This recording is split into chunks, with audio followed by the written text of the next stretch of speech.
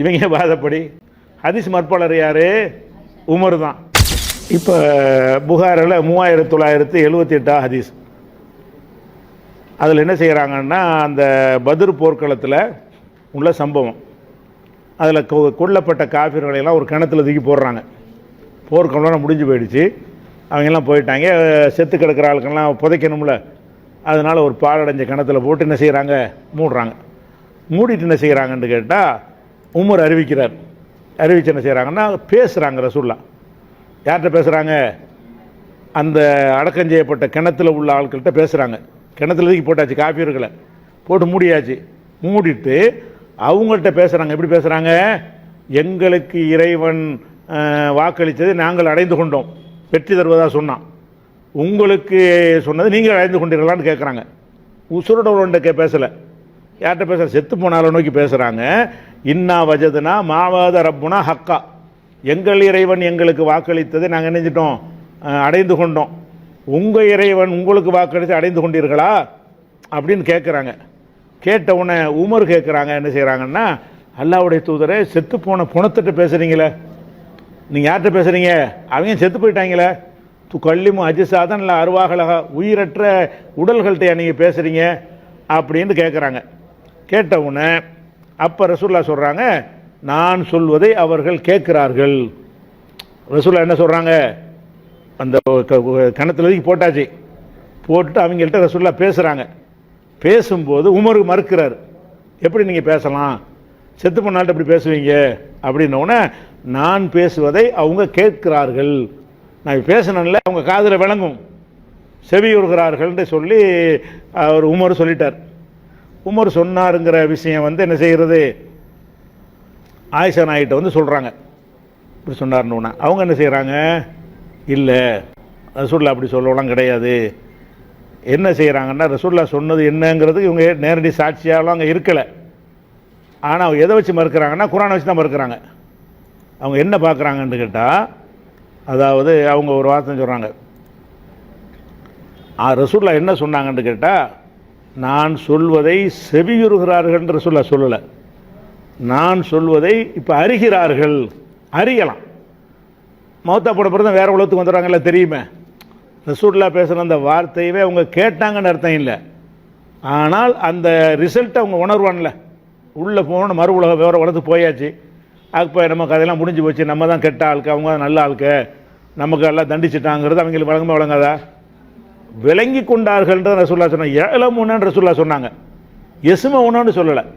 ஆயிஷா என்ன செய்கிறாங்க, இல்லை ஏலமுன, அவர்கள் இப்போ விளங்குகிறார்கள்.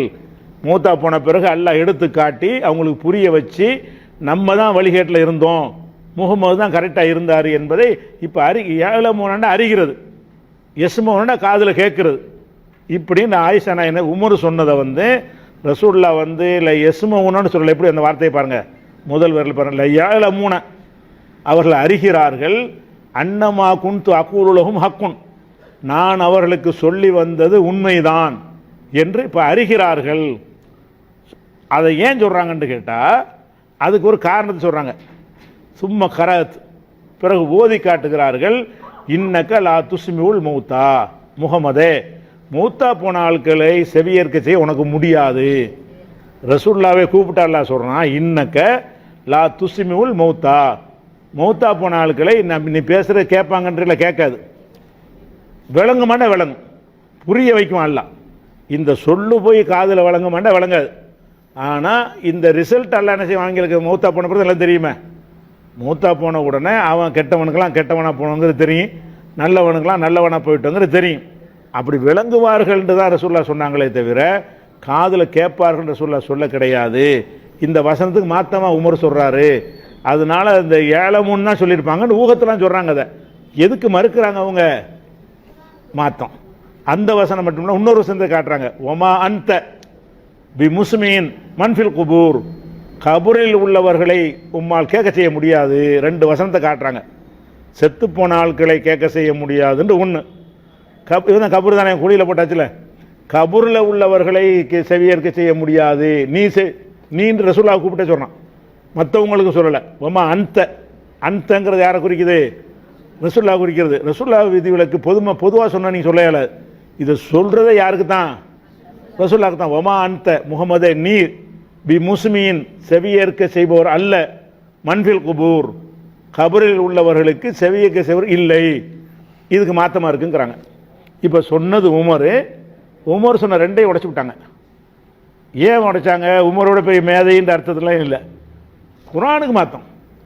சொன்னது குரானுக்கு மாற்றமாக இருக்குது. உமர் நல்லவர் தான், அல்லாஹ் ரஹமத் செய்யட்டும். ஆனால் ரெண்டு அந்த ஏற்றுக்கிற முடியாது. இறந்தவங்க கேட்டாங்கங்கிற கான்செப்ட் இஸ்லாத்தில் இல்லை. மூத்தா போன ஆட்களுக்கு ஒன்றுமே விளங்காது. ரசூலுல்லாவுக்கு விளங்க செய்ய முடியாது, மற்றவங்க விட்டுருங்க. ரசூலுல்லாவாக இருந்தாலும் என்ன செய்ய முடியாது, அவங்களுக்கு தான் நல்லா சொல்கிறான். இன்னக்கங்கிற ரசூல்லா தான். நீ லா துஸ்மில் மூத்தா போன ஆளுக்களை செவியேற்க செய்ய மாட்டான். அப்போ இப்போ குரான் மறுப்பாளர் யார்? இப்போ இவங்க வாதப்படி ஆயிஷா நாயி தான். குரான் மறுப்பாளர் யார்? ஹதீஸ் மறுப்பாளர் யார்? உமர் தான். உமர் ஒரு ஹதீஸை மறுத்துவிட்டார். ஃபாத்திமா பின்த் கைஸ் ஹதீஸை மறுத்துவிட்டார்.